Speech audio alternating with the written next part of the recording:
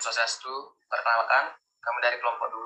Di sini kami akan membahas materi tentang keuangan negara dan pencatatannya. Sebelum itu, perkenalkan, nama saya Pujodo Prasetya dengan NIM 2017051065 dan rekan saya yaitu Arya Ayu Chandra Tri Paraya dengan NIM 2017051066. Materi yang akan kami bawakan pada kesempatan kali ini yaitu yang pertama, keuangan negara berdasarkan undang-undang. Yang kedua, hak dan kewajiban negara. Yang ketiga, penguasa keuangan negara. Dan yang keempat, perubahan basis pencatatan dari kas menuju akrual. Baik, untuk materi yang pertama akan saya bawakan sendiri tentang keuangan negara berdasarkan undang-undang. Di Indonesia, akuntansi pemerintahan secara historis belum banyak berkembang sejak kemerdekaan 17 Agustus 1945. Menurut catatan sejarah, produk akuntansi pemerintah Indonesia pertama adalah Neraca Kekayaan Negara yang dikeluarkan pada tahun 1948. Bentuk akuntabilitas keuangan ini masih dalam bahasa dan mata uang Belanda. Mulai akhir tahun 2003, barulah akuntansi pemerintah mendapat perhatian dan dasar hukum yang menggantikan produk Belanda tersebut, yaitu Undang-Undang Nomor 17 Tahun 2003 tentang Keuangan Negara.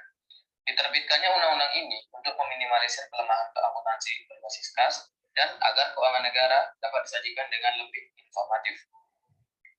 Undang-undang Keuangan Negara tersebut diikuti pula dengan Undang-Undang Nomor 10 Tahun 2004 tentang Pembendaharaan Negara dan Undang-Undang Nomor 15 Tahun 2004 tentang Pemeriksaan Pengelolaan dan Tanggung Jawab Keuangan Negara. Dengan ketiga undang-undang tersebut, tuntutan akan akuntansi pemerintah semakin nyata.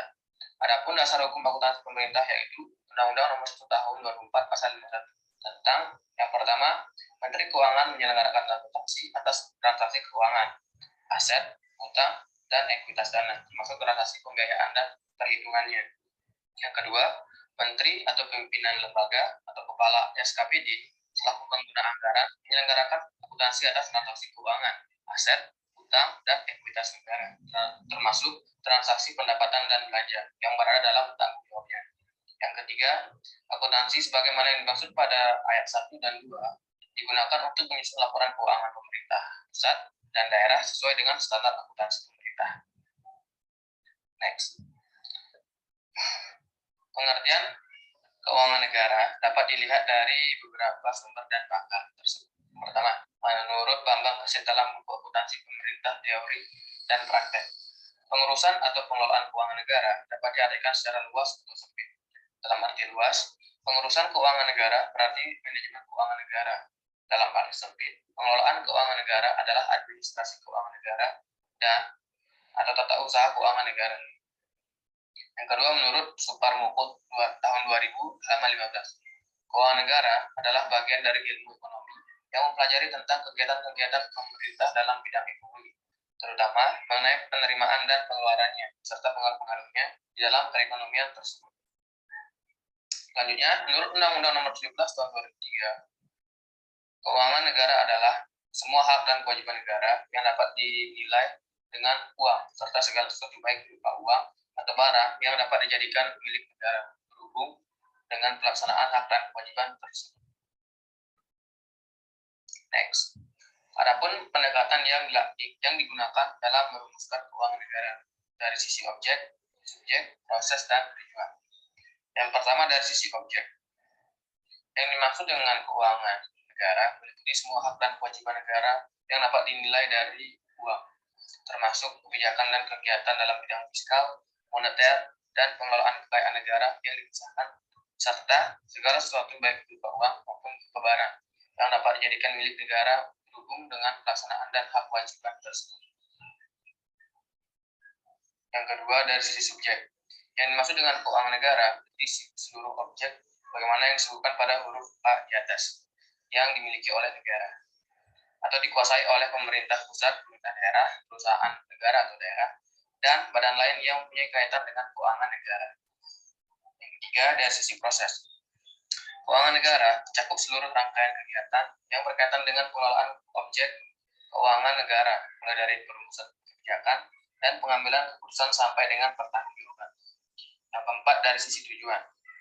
Keuangan negara meliputi seluruh kebijakan, kegiatan, dan hubungan hukum yang berkaitan dengan pemilikan dan atau penguasaan objek keuangan negara dalam rangka menyelenggarakan pemerintahan negara. Next, hak dan kewajiban negara. Hak dapat diartikan sebagai kuasa menerima sesuatu sesuai peraturan. Hak-hak negara yang dapat dinilai dengan uang antara lain adalah yang pertama, hak yang dapat dipaksakan untuk menarik uang atau barang dari warga negara atau penduduk tanpa memberi balas jasa atau imbalan secara langsung. Penarikan ini didasarkan atas peraturan perundangan, contohnya pajak, bea cukai, retribusi, iuran, dan sebagainya. Yang kedua, hak memonopoli percetakan uang dan menentukan jenis uang dan jumlah mata uang sebagai alat tukar. Yang ketiga, hak untuk menarik pinjaman dari masyarakat. Pinjaman ini dapat juga dalam bentuk paksaan, misalnya dengan sharing uang atau pemotongan nilai uang, atau devaluasi penurunan nilai mata uang. Yang keempat, hak menguasai wilayah darat, udara, dan laut, serta segala kekayaan yang terkandung di dalamnya. Sedangkan kewajiban adalah sesuatu yang mengikat dan harus terpenuhi. Kewajiban-kewajiban negara yang dapat dinilai dengan uang, antara lain, yang pertama, kewajiban menyediakan barang dan jasa untuk kepentingan umum. Barang dan jasa yang harus disediakan, misalnya penyediaan pertahanan dan keamanan, pembuatan dan pemeliharaan jaringan transportasi publik, misalnya jalan raya, jembatan, pelabuhan, dan bandar udara. Selanjutnya, penyediaan jasa pendidikan, terutama pendidikan dasar, termasuk pembangunan gedung, penyediaan peralatan, dan penyediaan guru. Selanjutnya, penyediaan jasa kesehatan. Ada juga penyediaan dan pemeliharaan fasilitas untuk kesejahteraan sosial atau perlindungan sosial, seperti fakir miskin, terlantar, yatim piatu, masyarakat miskin, pengangguran, lanjut usia, dan lainnya. Hal ini juga tertuang dalam pembukaan Undang-Undang Dasar 1945. Selanjutnya, kewajiban membayar tagihan dari pihak-pihak yang melakukan sesuatu untuk pemerintah atau mengikat perjanjian tertentu dengan pemerintah. Misalnya, pembelian barang dan jasa untuk kepentingan pemerintah. Dalam hal ini, berlaku hubungan jual beli biasa antara pemerintah dengan warga negara. Baik, sekian materi yang dapat saya sampaikan. Untuk materi yang selanjutnya akan dilanjutkan dengan rekan saya. Terima kasih.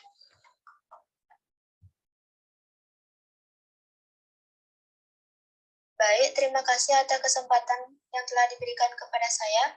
Sebelumnya, perkenalkan nama saya Arya Yusandra Triparayani dengan tim 2017-051066.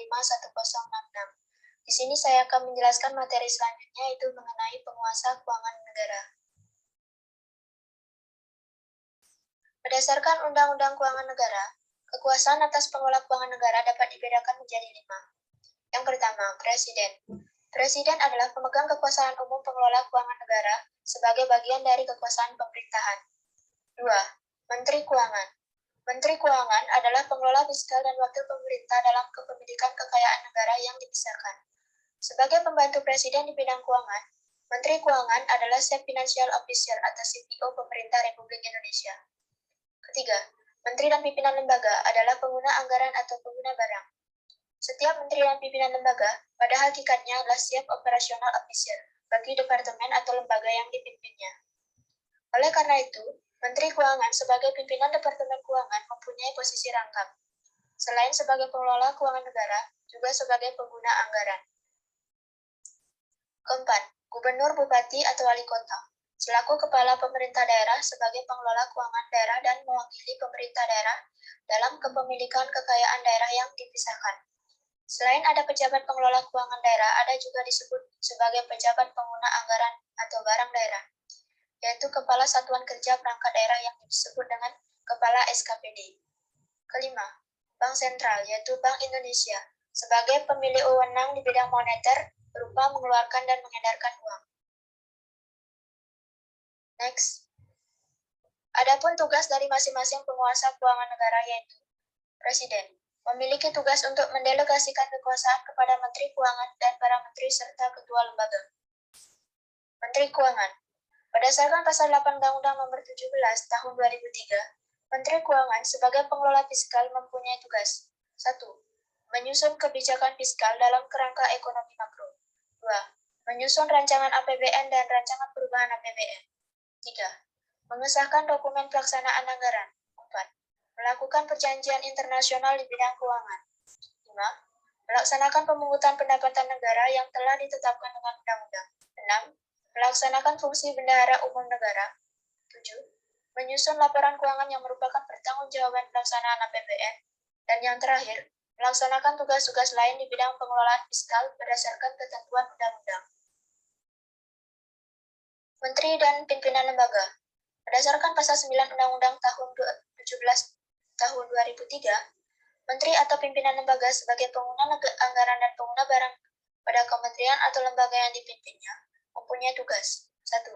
Menyusun rancangan anggaran untuk kementerian atau lembaga yang dipimpinnya. 2. Menyusun dokumen pelaksanaan anggaran. 3. Melaksanakan anggaran kementerian atau lembaga yang dipimpinnya. 4. Melaksanakan pemungutan penerimaan negara bukan pajak atau PNBP yang berkaitan dengan bidang tugas kementerian atau lembaga tersebut dan kemudian menyetorkan ke rekening kas negara. 5. Mengelola piutang dan utang negara yang menjadi tanggung jawab kementerian atau lembaga yang dipimpinnya. 6. Mengelola barang milik atau kekayaan negara yang menjadi tanggung jawab kementerian atau lembaga yang dipimpinnya. 7. Menyusun dan menyampaikan laporan keuangan kementerian atau lembaga yang dipimpinnya. Dan yang terakhir, melaksanakan tugas-tugas lain yang menjadi tanggung jawabnya berdasarkan ketentuan undang-undang. Next. Gubernur, Bupati, atau Wali Kota atau Kepala SKPD. Menurut Pasal 10 Undang-Undang Nomor 17 Tahun 2003, pejabat pengelola keuangan daerah mempunyai tugas. 1. Menyusun dan melaksanakan kebijakan pengelola APBD. 2. Menyusun rancangan APBD dan rancangan perubahan APBD. 3. Melaksanakan pemungutan pendapatan daerah yang telah ditetapkan dengan peraturan daerah atau Perda. 4. Menyusun laporan keuangan yang merupakan pertanggungjawaban pelaksanaan APBD. Adapun pejabat pengguna anggaran atau barang daerah mengemban tugas. 1. Menyusun anggaran satuan kerja perangkat daerah yang dipimpinnya. 2. Menyusun dokumen pelaksanaan anggaran. 3. Melaksanakan anggaran satuan kerja perangkat daerah yang dipimpinnya. 4. Melaksanakan pemungutan PNBP. 5. Mengelola utang piutang daerah yang menjadi tanggung jawab satuan kerja perangkat daerah yang dipimpinnya. 6. Mengelola barang milik atau kekayaan daerah yang menjadi tanggung jawab satuan kerja perangkat daerah yang dipimpinnya. 7. Menyusun dan menyampaikan laporan keuangan satuan kerja perangkat daerah yang dipimpinnya. Bank Sentral, yaitu Bank Indonesia, mempunyai tugas untuk menjaga kestabilan nilai rupiah, menetapkan dan melaksanakan kebijakan moneter, serta mengatur dan menjaga kelancaran sistem pembayaran. Next. Perubahan basis pencatatan dari kas menuju akrual.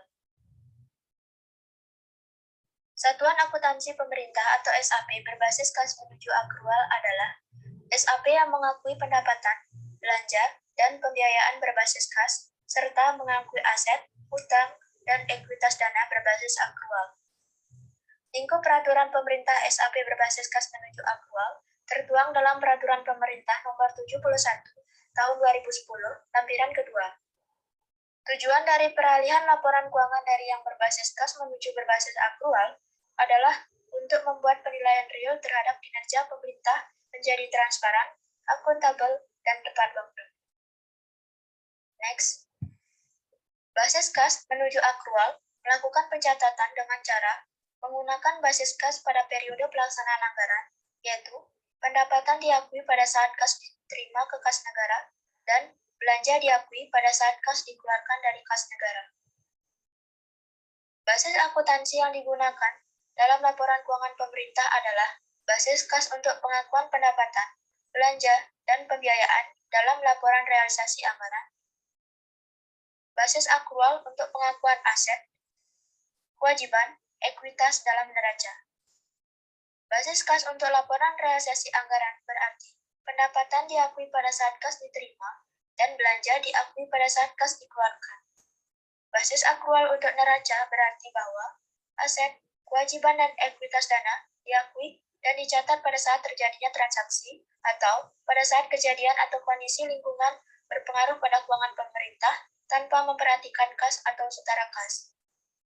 Perbedaan mendasar SAP berbasis kas menuju akrual dengan SAP berbasis akrual terletak pada PSAP 12 mengenai laporan operasional.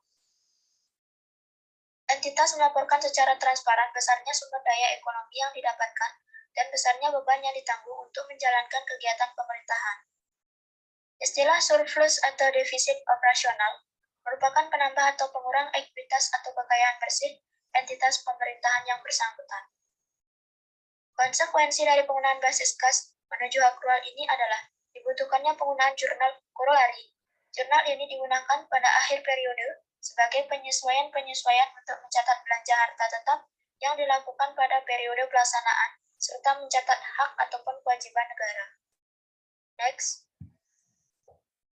Dalam laporan realisasi anggaran, ditemui akun-akun pembantu ekuitas dana lancar, yaitu pendapatan dan belanja. Pendapatan didefinisikan sebagai semua penerima rekening kas umum negara atau daerah yang menambah ekuitas dana lancar dalam periode tahun anggaran yang bersangkutan yang menjadi hak pemerintah dan tidak perlu dibayar kembali oleh pemerintah. Belanja. Belanja didefinisikan sebagai semua pengeluaran dari rekening kas umum negara atau daerah yang mengurangi ekuitas dana lancar dalam periode tahun anggaran yang bersangkutan dan tidak akan diperoleh pembayarannya kembali oleh pemerintah. Next. Sebagai akun pembantu, maka ketentuan pencatatannya yaitu penerimaan pendapatan harus dicatat terlebih dahulu dalam akun pendapatan dan pengeluaran belanja dicatat dalam akun belanja, kemudian pada akhir tahun ditutup ke akun ekuitas dana lancar. Seluruh penerimaan dan pengeluaran pemerintah harus ada dalam anggaran, artinya harus melalui atau tercantum dalam laporan realisasi anggaran. Pendapatan, belanja, dan pembiayaan yang merupakan unsur laporan realisasi anggaran akan diakui atau dicatat pada saat kas diterima atau dikeluarkan. Pendapatan, belanja, dan pembiayaan hanya mempengaruhi kas dan tidak mempengaruhi komponen lainnya dalam pos neraca pada saat penerimaan dan pengeluaran kas. Akibat perlakuan seperti ini, neraca hanya terdiri dari sisi debit kas dan sisi kredit ekuitas. Dengan adanya hal tersebut, maka diperlukan penggunaan jurnal tambahan, yaitu jurnal korolari yang digunakan untuk menyajikan akun real selain kas dalam neraca. Next. Misalnya, terjadi transaksi pembelian kendaraan senilai 100 juta secara tunai. Karena segala pengeluaran yang melibatkan kas harus disajikan dalam laporan realisasi anggaran dengan basis kas, maka transaksi ini akan dicatat dengan cara debit, belanja kendaraan sebesar 100 juta, kredit, kas sebesar 100 juta. Belanja kendaraan merupakan akun nominal yang disajikan dalam laporan realisasi anggaran, sedangkan kas merupakan akun real yang disajikan dalam neraca. Akibatnya, apabila hanya jurnal tersebut yang dibuat, maka hanya akun kas yang disajikan sebagai bagian dari akibat neraca. Padahal, menurut SAP, neraca pemerintah harus disajikan dengan basis aktual atau mempresentasikan semua sumber daya yang dimiliki dan tidak terbatas kas saja. Maka, diperlukan jurnal korolari untuk mengakui sumber daya kendaraan atau kedayaan yang dimiliki di neraca. Sebagai berikut. Debit kendaraan sebesar 100 juta, kredit ekuitas dana yang diinvestasikan dalam aset tetap sebesar 100 juta. Selain itu, jurnal korolari digunakan agar transaksi yang mempengaruhi akun neraca selain kas dan laporan realisasi anggaran dapat dicatat pada waktu yang sama. Next. Baik, sekian dari presentasi kelompok kami. Jika ada salah kata, kami mohon maaf. Saya, sebagai perwakilan dari kelompok 2, izin menutup presentasi kali ini dengan menghaturkan para mesanti Om Santi Santi Santi Om.